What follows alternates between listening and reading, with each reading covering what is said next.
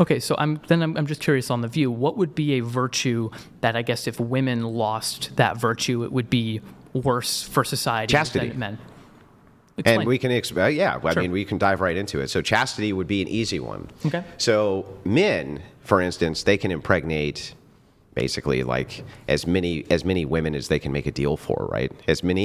As if there was 100 women who were lined up here today and you could have sex 100 times, you could impregnate 100 women.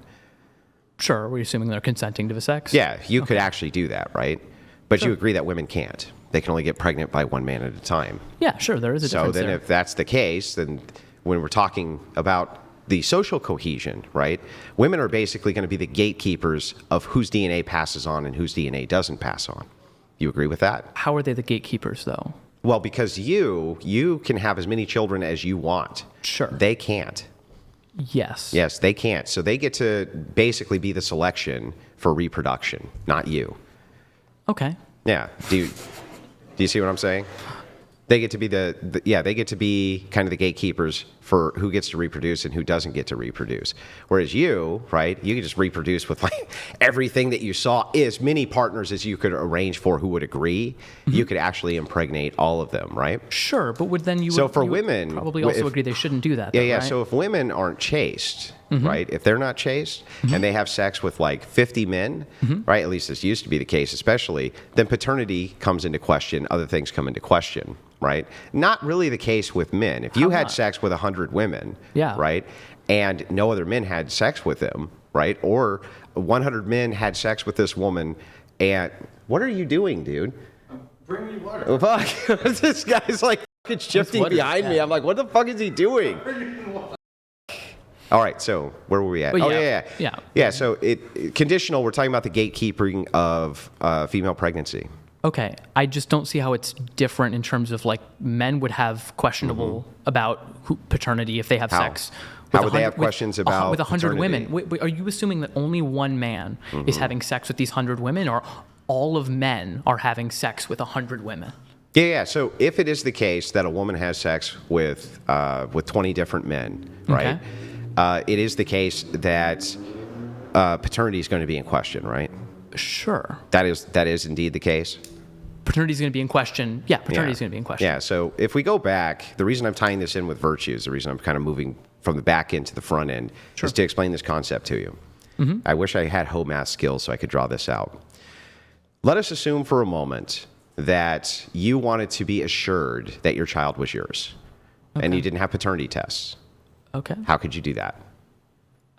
In the old, I guess, a long time ago? Well, it's not that long ago. Paternity tests are modern. Fine. And you want to be sure of it? Yeah. I guess then only you would be having sex with your wife or something like that. Or you would want to have sex with a woman who wasn't actively having sex with other men at the same time. And I think that's perfect. I think that's a perfectly normal boundary So wait, to hang have. on. What is the last thing you just said? You would want to make sure what? That you and your wife were the only people having sex with each other. Right. I think there's nothing wrong And with what monogamy. what would be a good tell for that? What do you mean? That she wasn't having sex with a lot of men before you, right? Wait.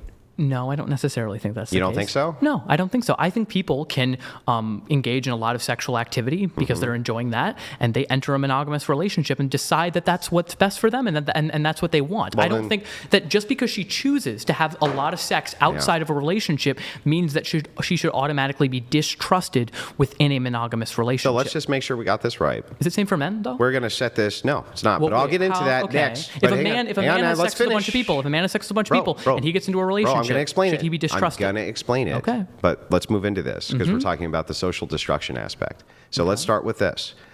You think that it is the case that if a woman has a promiscuous past, right, that should essentially not in any way show, men should show no distrust towards that woman for the purposes of having a family with her. Hold on. Was she in relationships with people, and was she lying to them, and was she cheating on them? She was just having a lot of promiscuous sex with many, many men. Then that's fine. Well, I guess we're assuming also like no STDs, no stuff like Sure, that. we'll just bake it in. Okay, fine. Then yeah, no, I don't. There shouldn't be any trust distinction at all? No, I mean you have conversations with this person. Be like, yeah, no, I had that past. I enjoyed that part of my life, but I want to settle down now. And would you say I want that those women would probably be on par with trust of like virgin women when it came to that?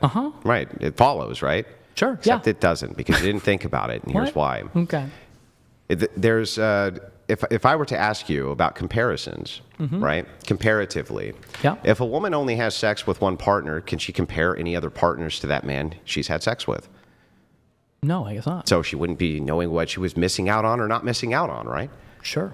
Yeah. So then if that's the case, if a virgin got married, right, she would have no other men to make comparisons against for any potentiality she might be missing out on, correct? Hold on. Yes, but then you're claiming that you should marry virgin women because there might not be another guy, or they're not going to have a reference for another guy who's better at having sex than you are. Or better at whatever the traits are. So the more that human beings experience partners, how's that weird? It just blows your your position No, out. it doesn't blow my position You up. said there's no distinct thing that we could ever point to, right? And this is because when I asked you, hey, do you think that it's the case that if you have a virgin woman, right, versus a very promiscuous woman, they're equally as trustworthy? You said yes. However, you instantly blow your own position out the second you say that there is a comparative analysis which people are going to be making. That would erode the trust immediately. Wait a second. So, just so I can understand your position, I want to just restate what you're saying back to you. Are you saying that because a woman who had more sex before marriage has more experience with what men she likes and what men she doesn't like, that therefore within the marriage, if she's unhappy with the state of the current marriage, she has things to compare it to, and thus she might be more likely to leave? Is that what you're saying? Well, not just that, right? But it could be that if she had never experienced, and in fact this is likely because women polled say this, if she had never experienced these other men and had no comparison, she would actually be much happier in the current relationship that she was in. Well, that's just, okay, so ignorance is bliss is what It's you're not arguing? ignorance. Well, right? it is. She doesn't know about the other men. It's a comparative. Well, then by your standards, should she just a bunch of men so that she knows? No, not necessarily. Wait. Which thing is more preferable for society then? Wait, but you're making a false dichotomy. What's the dichotomy? You're making a false dichotomy. I can't wait. You are. You're saying that there's on one side that women do not have sex or before marriage whatsoever at all, and the other one is women just people all the time, no matter what. No, just promiscuity. I'm just asking. It would logically follow that if women had two men, she now has a comparison. Yeah. Okay, so then I think it's a good we would thing. just say that every single time there's an additional. Well, okay, then if you think it's a good thing, then you have to be better. Then wait actually. a second. Then if you have think to be better than the other guys. No, let's back up. Then you think it's a good thing. You just said I think that's a good thing. So that means if that's a good thing, why shouldn't they a lot of men so that they have the largest comparison sample size possible? I think it depends on the individual woman and what she wants. Some people don't want to have that much sex. Some people just don't. That doesn't answer my question. Wait. If you think it's good that she had sex with one more person, right? Because now she has a comparative sample size, why shouldn't she have sex with hundreds of different people to make sure she has the best comparative sample size? To absurdity. Oh, bro, I'm sorry. I'm sorry that it's upsetting to you. But it's not upsetting. Hold on. Do you think that eating broccoli is good? Mm-hmm. Do you think that we should just eat as much broccoli as possible all the time? But do I? Did you think we just eat an insane amount? No. So there can be a good thing, and that thing can be good up to a threshold. Yeah, the thing is, though, is that if I were to say, right, eating lots of broccoli is good, so I have a comparison against other vegetables or something like this, right?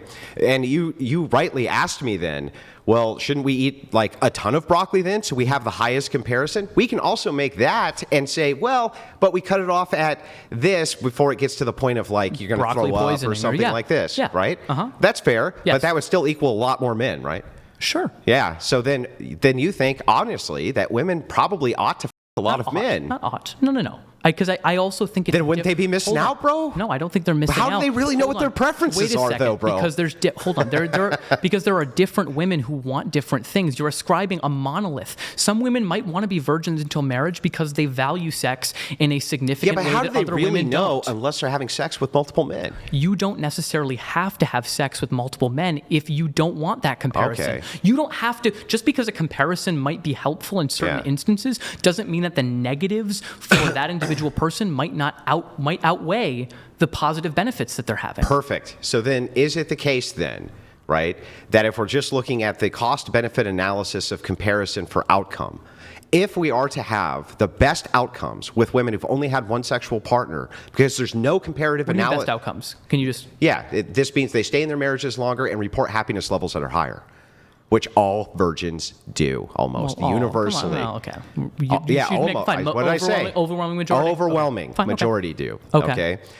Same thing. And the reason I say universal is because it doesn't matter the nation.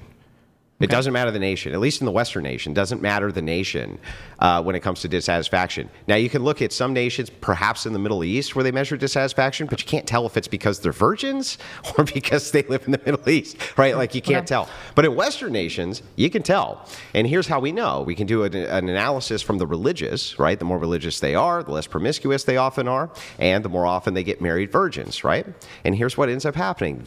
The non-religious, the secular women to get married virgins, and the religious women to get married virgins both report a much higher sexual satisfaction rate, much higher attraction rate, right? And they have much less in the way of the marriage splitting up because they make no comparative analysis.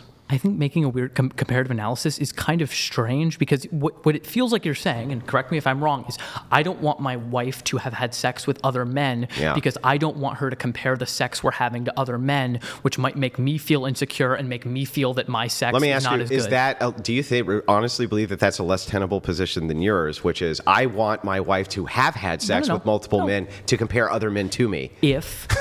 Hold on. It is. Oh, no. I'm just saying. No, Andrew. That is what you're saying, bro. No, it's not. Well, then why would you be against it? Wait, I'm not, because women aren't a monolith, Andrew, and women don't all want the same thing. So what? That's not what we're talking about. Wait, did I say women were a monolith or they all want the same thing? Or did I say that if you make a comparative analysis for outcome, that the outcomes tend to be a lot better for the virgin women because they don't make the comparative analysis? I think it is strange to say people ought to have less experience so they don't know what they're missing out on. I think so they don't know what they're missing out on. So then you're right. They don't know what so then you want your woman to have previously been a bunch. So you wouldn't want her to be with you only because she didn't know what she was missing out on. Yeah. Right? So okay. Wait a second. All right, Andrew, wait a second. Let me